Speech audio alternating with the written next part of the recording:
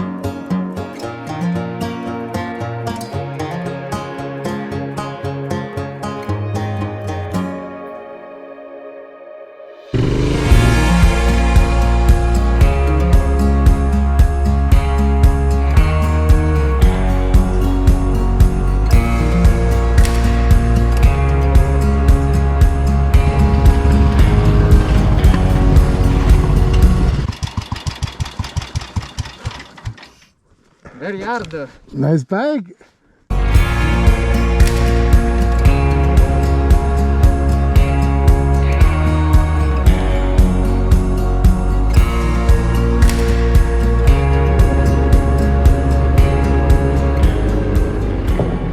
Refugio Franco, Ballerine.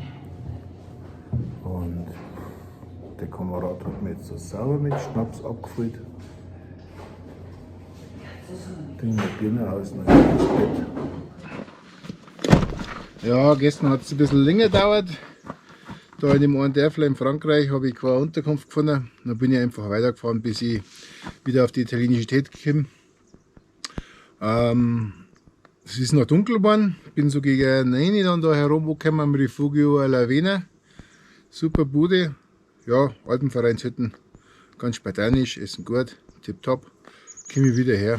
Ja, zum Filmen bin ich gestern nicht viel gekommen. Waren dann am Ende doch 370 Kilometer. Ja, untertags hat es eine Nebel gehabt. Ich habe dann auch die Valmeira Kammstraße auslassen. Abends so, wo es schön wieder geworden ist mir das Licht ausgegangen und bin in die Nacht reingekommen. Es ist noch recht ragelt worden und mit dem Scheinwerferlicht war das dann auch nicht immer, hat das dann wieder ausgeschaut, als wahrscheinlich auch war. Aber top Landschaft da, gefällt mir echt gut. Jetzt, wo ich endlich mal was sehe. Und jetzt geht es weiter Richtung französische Grenze. Also die letzten Kilometer sind es jetzt, glaube ich, noch so 70 Kilometer von der italienischen Tät. Da habe ich mir dann noch so eine Sonderprüfung mit eingebaut. Mal schauen, ob das funktioniert.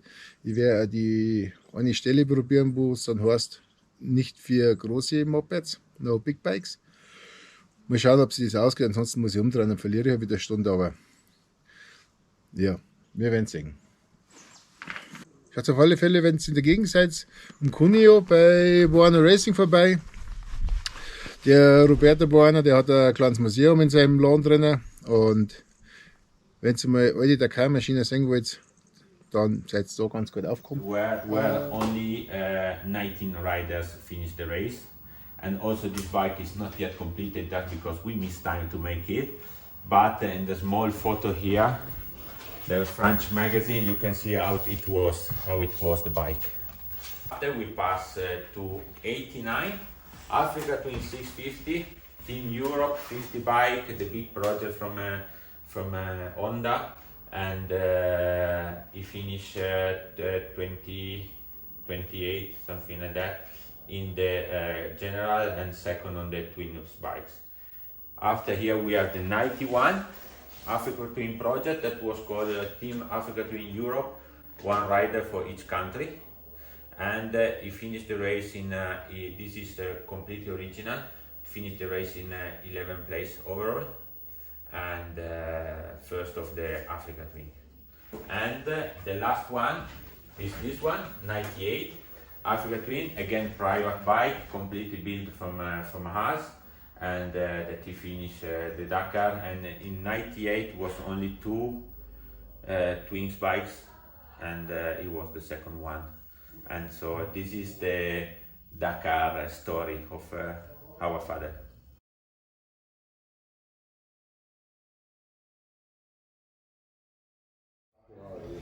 Le motocross bisogna guidarle con molto equilibrio.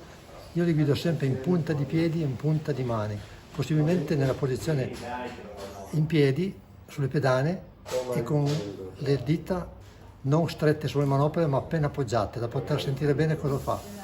Perché la moto quando è molto pesante non ti dà il senso dell'equilibrio, ti dà il senso di cadere per terra. Quindi bisogna guidarla con molta dolcezza e molta facilità, solamente con l'equilibrio bisogna guidarla.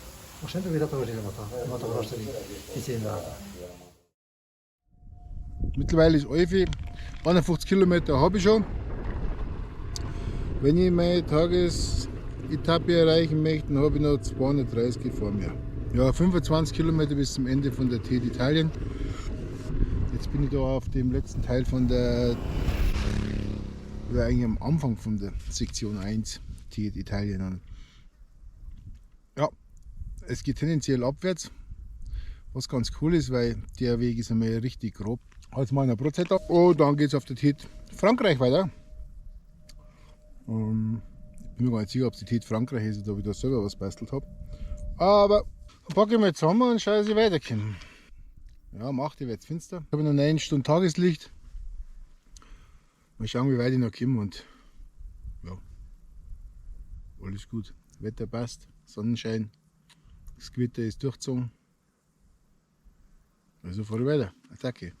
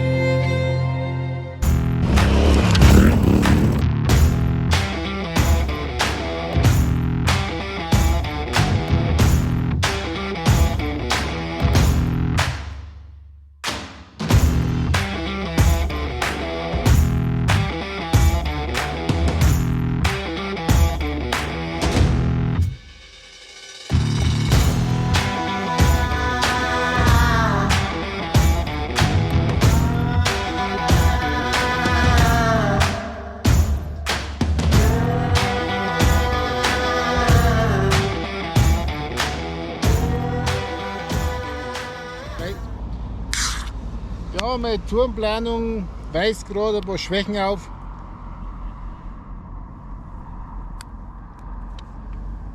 Den Weg, den ich fahren wollte, der ist so nicht fahrbar.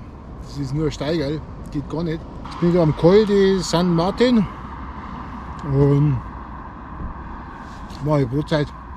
Jetzt haben wir entschlossen, dass ich den Track, den ich gebaut habe, hier jetzt so stehen lasse, nicht mehr weiterfahre. Wir gehen jetzt auf der Landstraße auf Richtung Badio, ja, zu dem Moped-Treffen halt. Das sind jetzt noch 100 Kilometer Landstraße und dann schauen wir das morgen mal an. Der Plan ist dann da, Freitag eine Runde zu fahren, Papillon und die Sachen da drüben habe ich mir schon hergekriegt und ja, freue mich. Ja, da unten im Tal, da hat es ja ganz schönes Hochwasser gehabt. Wissen Sie, da hat es ja fast Häuser weggerissen, gell? Also brutal, was die Erdbewegung war. Da flacken sie rum, die großen Steine.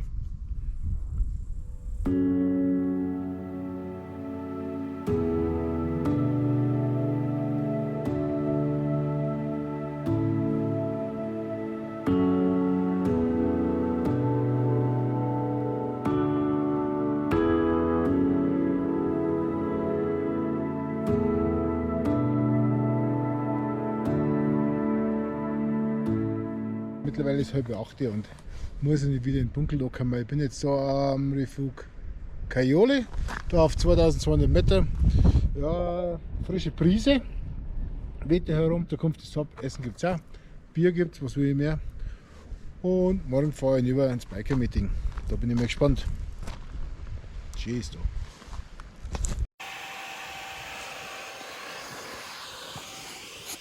Ja, ich glaube, jetzt geht es Richtung Bonnet. Werde ich schon sehen, wenn ich drum bin, wo ich rauskomme. Bin mal gespannt.